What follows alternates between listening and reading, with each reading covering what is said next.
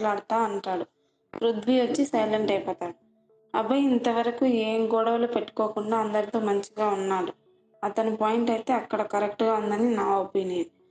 సానియా వచ్చేసి ఏదైనా క్లియర్‌గా చెప్పు అంటుంది. అప్పుడు అభయ్ పర్ఫెక్ట్‌గా 3, 4 డేస్‌లో బయట అందరూ చూస్తూనే ఉన్నారు.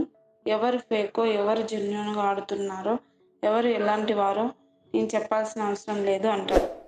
పృథ్వీ వచ్చేసి బేబక్‌తో మాట్లాడుతూ ఇది నాకౌట్ గేమ్. పోతే నెక్స్ట్ వీక్‌లో పోతాం అంటాడు. అప్పుడు బేబక్క నా క్యారెక్టర్ ఇదే.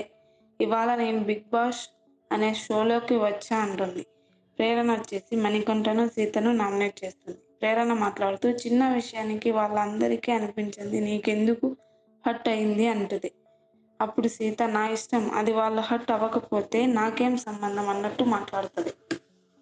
మణికంఠతో ప్రేరణ మాట్లాడుతూ మీ ఫాస్ట్ చెప్పేస్తే మేము ఏమీ అయిపోము అంటది. దానికి మణికంఠ నేను గేమర్‌గానే వచ్చాను అంటాడు. అబ్బాయి వచ్చేసి నీ గేమ్ నువ్వు ఆడుతున్నా అన్నందుకు ఐ అప్రిషియేట్ అంటాడు.